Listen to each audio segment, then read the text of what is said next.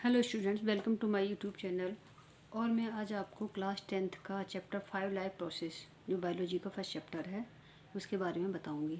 ठीक है, ये चैप्टर थोड़ा लेंदी है। लाइफ प्रोसेस को भी इसमें 4 प्रोसेस होती है: न्यूट्रिशन, रेस्पिरेशन, ट्रांसपोर्टेशन और एक्सक्रीशन। ठीक है, तो मैं इसको 10-10 मिनट की छोटी वीडियो बनाऊंगी जिससे आपको अच्छे से समझ में आ जाए। फर्स्ट पार्ट में मैं आपको न्यूट्रिशन एंड उसके टाइप्स बताऊंगी। ठीक है, सेकंड में मैं आपको ह्यूमन डाइजेस्टिव सिस्टम और ह्यूमन में न्यूट्रिशन कैसे होता है वो। थर्ड में प्लांट न्यूट्रिशन कैसे होता है, और अमीबा में न्यूट्रिशन।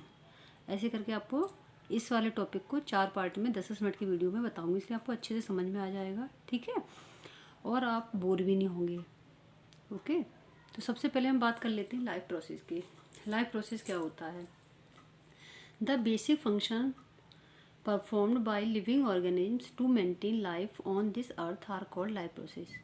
बेसिकली लाइफ प्रोसेस क्या है? किसी भी लिविंग ऑर्गेनिज्म को इस अर्थ पर सरवाइव करने के लिए, अपनी लाइफ को मेंटेन करने के लिए कुछ बेसिक फंक्शन परफॉर्म करने होते हैं। उनको हम क्या कहते हैं? लाइफ प्रोसेस, जो मेडेंटरी है उनको जीने के लिए। ठीक है, उनको लाइफ प्रोसेस के अंतर्गत रखते हैं। और ये वेरियस टाइप के होते हैं, जैसे न्यूट्रिशन है, वो भी लाइफ प्रोसेस है का एक पार्ट है। रेस्पिरेशन है, ट्रांसपोर्टेशन है, एक्सक्रीशन है। ठीक है, तो हम न्यूट्रिशन के बारे में पढ़ लेंगे। Nutrition, the process of taking in food and utilising it to obtain energy. Nutrition क्या होता है? हमारा खाना कैसे हम ले रहे हैं वो, और उसको यूटिलाइज करके कैसी एनर्जी हमें मिल रही है, वो सब हम किस में पढ़ेंगे? न्यूट्रिशन में। रेस्पिरेशन में फूड का डाइजेशन के बाद जो एनर्जी मिल रही है हमको, कैसे फूड डाइजेस्ट होकर बॉडी में एनर्जी मिलती है, कैसे सेल में ग्लूकोज का डाइजेशन हुआ, फिर पायरुविक एसिड बना। ठीक है, फिर उसका एब्जॉर्प्शन कैसे, माइटोकॉन्ड्रिया ने एटीपी कैसे रिलीज करी, क्या बनी, वो सब रेस्पिरेशन में। ट्रांसपोर्टेशन में क्या आ जाएगा? ट्रांसपोर्टेशन में हमारा पूरा सर्कुलेटरी सिस्टम, कि हार्ट कैसे पंप करके हमारे सारे बॉडी ऑर्गन्स को ब्लड प्रोवाइड कराता है, वहाँ से कैसे कलेक्ट होकर दोबारा से हार्ट के पास पहुंचता है, लंग्स से कैसे ऑक्सीडाइज होता है ब्लड, है ना। ये सारा पढ़ेंगे हम किस में? ट्रांसपोर्टेशन में। एक्सक्रीशन में क्या होगा? जो हमारा वेस्ट मटेरियल है उसका, मेटाबॉलिक वेस्ट जो है उसका बाहर निकालना बॉडी से, कैसे और कौन कौन इसमें ऑर्गन्स का काम करते हैं, जैसे किडनी के द्वारा एक्सक्रीशन होता है, वो सब चीज़ें पढ़ेंगे एक्सक्रीशन में। ठीक है, तो फर्स्ट पार्ट में हम क्या पढ़ेंगे? न्यूट्रिशन का पढ़ेंगे, न्यूट्रिशन एंड उसके टाइप्स। ठीक है, और सेकंड में छोटी सी वीडियो बनाऊंगी, उसमें ह्यूमन बीइंग और उसका डाइजेशन सिस्टम पूरा, इसमें क्या क्या ऑर्गन्स होते हैं, उनका क्या रोल है। ठीक है, और थर्ड में हम प्लांट न्यूट्रिशन ले लेंगे, फोर्थ में अमीबा में न्यूट्रिशन ले लेंगे। जैसे, तो सबसे पहले हम न्यूट्रिशन एंड उसके टाइप्स पढ़ लेते हैं इस वीडियो में। न्यूट्रिशन क्या होता है? The process of obtaining and utilising of food. ठीक है, हम खाना कैसे ले रहे हैं, उसका कैसे यूटिलाइज कर रहे हैं फूड का, वो सब क्या है? न्यूट्रिशन है। न्यूट्रिशन 2 टाइप्स का होता है, ऑटोट्रॉफिक न्यूट्रिशन और हेटरोट्रॉफिक न्यूट्रिशन। ठीक है, ऑटोट्रॉफिक न्यूट्रिशन क्या होता है?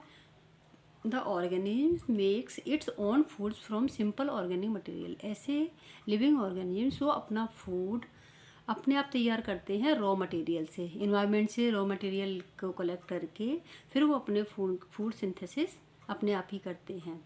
ठीक है, ये 2 तरह का होता है, फोटो ऑटोट्रॉफिक और कीमो ऑटोट्रॉफिक। फोटो ऑटोट्रॉफिक में कौन? प्लांट्स और साइनोबैक्टीरिया वगैरह ऐसे आ जाते हैं, और algae, blue green blue green नहीं, हाँ, जितनी भी एल्गी हैं वो आ जाएगी, और कौन? ग्रीन प्लांट्स आ जाएंगे, साइनोबैक्टीरिया आ जाएंगे। ठीक है, ये क्या करते हैं? ये लाइट एनर्जी का यूज करके फोटोसिंथेसिस करते हैं।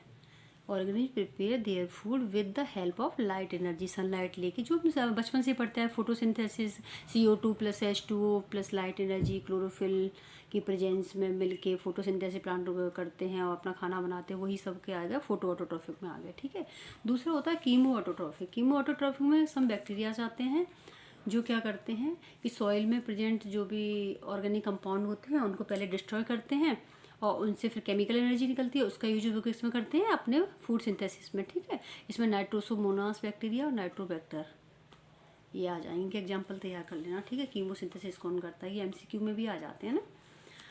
तो पहले हमने ऑटोट्रॉफिक पढ़ लिया, दूसरा पार्ट क्या है? हेटरोट्रॉफिक। हेटरोट्रॉफिक में वो एनिमल आते हैं या वो ऑर्गेनिज्म आते हैं जो अपने खाना के लिए दूसरे एनिमल्स पर डिपेंड रहते हैं। ठीक है, वो अपने आप नहीं बना पाते अपना खाना। इसको भी 3 टाइप में डिवाइड किया है हेटरोट्रॉफिक को, होलोजोइक न्यूट्रिशन, सेप्रोट्रॉफिक न्यूट्रिशन और पैरासिटिक न्यूट्रिशन। ठीक है, इसको हम वन बाय वन समझ लेते हैं। होलोजोइक में कौन से आते हैं?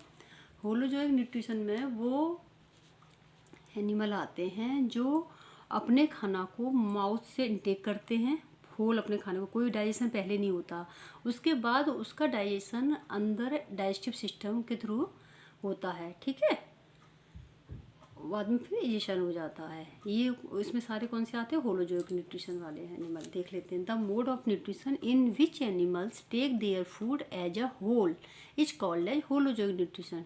Food is digested inside the animal body, अंदर ही होता है। ठीक है, डाइजेस्टिव सिस्टम में, इंटेस्टाइन में, स्टोमक में। द प्रोसेस ऑफ इंजेशन, इसमें क्या करते हैं? Ingestion, intake of food through the mouth, mouth के द्वारा इंजेशन करते हैं, फिर उसके बाद एब्जॉर्प्शन होता है, एसिमुलेशन होता है, फाइनली इजेशन हो जाता है। ठीक है, इसमें ह्यूमन, अमीबा, पैरामीशियम, ये सब अमीबा का आ जाता है, अमीबा में न्यूट्रिशन। तो इसको आप बहुत अच्छे से मैं बता दूँगी, तैयार कर लेना विद डायग्राम, ये क्वेश्चन पूरा बन के आता है। दूसरा है सेप्रोफाइटिक न्यूट्रिशन। सेप्रोफाइटिक न्यूट्रिशन क्या होता है? Saprophytic organism obtain nutrients bye absorbing dissolve organic material from dead and decaying matter. ये क्या करते हैं? जो डेड मटेरियल होता है उसको क्या करते हैं? उस पर एक केमिकल सीक्रेट करते हैं, जिससे वो क्या होगा? सड़ जाता है बिल्कुल, फिर उसको एब्जॉर्ब कर लेते हैं अपनी बॉडी के द्वारा।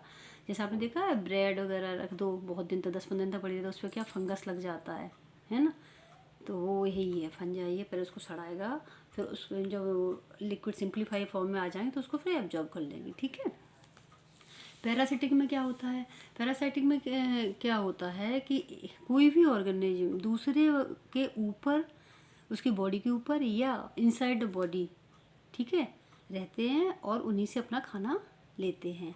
जो किसी पे डिपेंड रहते हैं उसको हम पैरासाइट कहते हैं, और जिसकी बॉडी से खाना लेते हैं उसको होस्ट कहते हैं। ठीक है, इसको समझ लो। The mode of nutrition in which one organism, इसको क्या कहते हैं? पैरासाइट लिव्स ऑन या इनसाइड अनदर ऑर्गेनिज्म। ठीक है, तो उसको जिसके ऊपर रहते हैं, इसके अंदर रहते हैं, उसको क्या कहते हैं? Host to obtain nutrients. Example lice, जैसे जुए हमारे सर पे रहते हैं तो हमारी बॉडी के ऊपर रहते हैं।